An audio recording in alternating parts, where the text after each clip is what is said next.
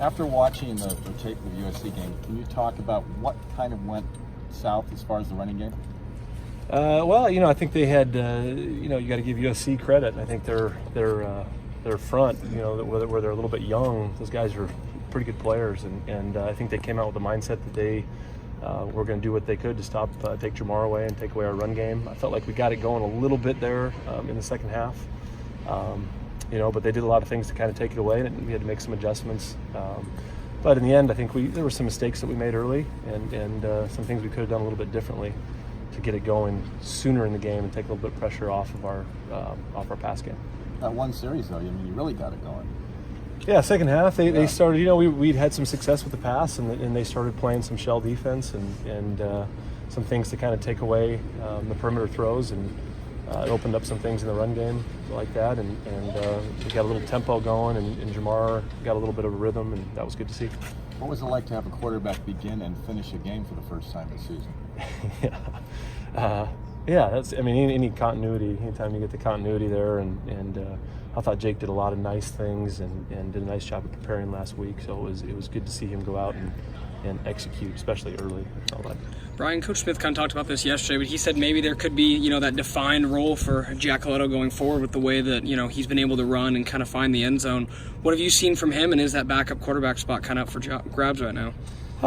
Jack, I think Jack always, I really like the way that Jack prepares and practices, whether he's the starter or he's the third string guy going into the week. It doesn't change the way he practices. I always give Jack a lot of credit on that, and I think it's really tough to come in cold off the bench in some critical situations, and for 2 weeks in a row we've asked him to kind of go in there and do some things in the run game to help us, and I thought he made good decisions with it, and he's a strong physical guy that's tough to bring down. So I think that we kind of look, and it's per week, what we think, and for certain situations, if we can get him in there. And last week Connor was fully healthy, and he was the backup had Jake gone down. But that's something that we look at week to week and evaluate how guys are practicing during the week. You added a wrinkle to that where you did hand off to Artavis on one of the plays.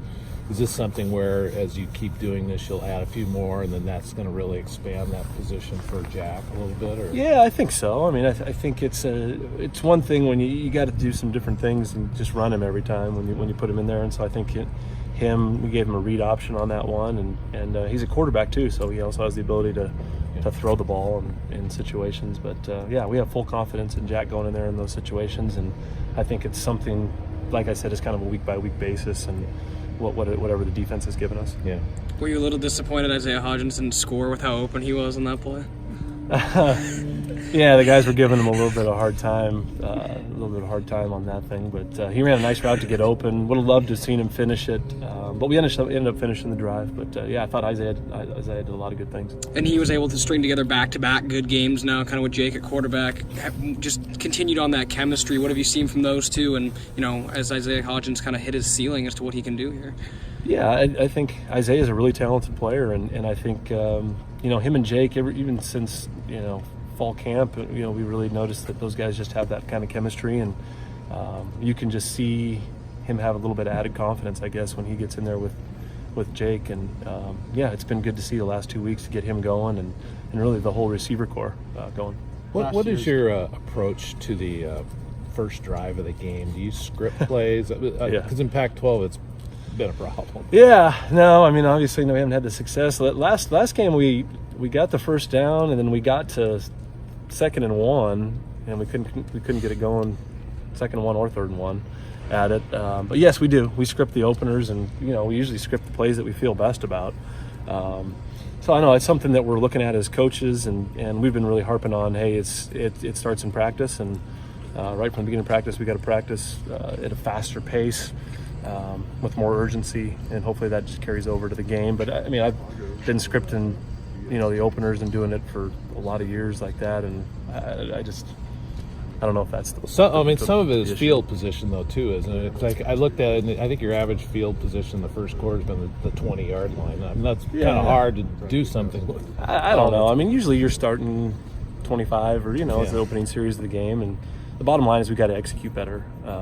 And I just I think it, like I said, I think it starts in practice with us practicing with more urgency, starting earlier in practice, and we've just got to get clicking earlier in the game, give ourselves a better chance in the first half. Last season, the Stanford game here was an emotional loss, a tough loss, so much going on, and I think some of the players who are back won't forget that game very soon. Have you guys talked about it? Have you watched tape of it? Have the players chatted it up at all? I remember watching it a little bit on TV. I haven't heard much. I'm sure the players that were involved with it are, I feel like that was just a year ago, and really none of us coaches were here to experience that. But I'm sure it's, the players who experienced it, I'm sure that they're thinking about that and a little bit. But it was a frustrating game, I know, for the Oregon State side to watch that, from far last year. What about the Stanford defense? What's your take on that group?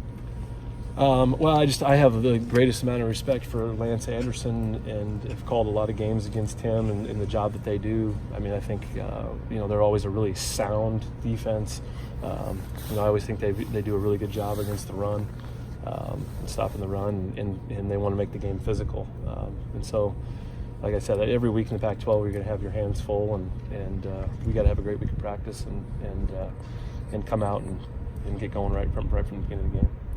Noah had a touchdown catch, and he looked like he had a few more targets. Are you adding a little bit more into the game? Did you add a little bit more into the game plan last week for him as far as, passes? There's some things I think we were trying to get him. Really, the ones that we thought we were going to get him the ball, he didn't end up, and the ball ended up going to other places. And I just think so much of it is what the defense gives you, but we're trying to get him involved, because I think he's a really talented player, and I feel like he's getting more healthy as the season goes on. But it'd be nice to see him catch some passes. It was good to see him get that touchdown and get going. He caught another one in the 2-minute drive. But I think we'd love to get him more involved.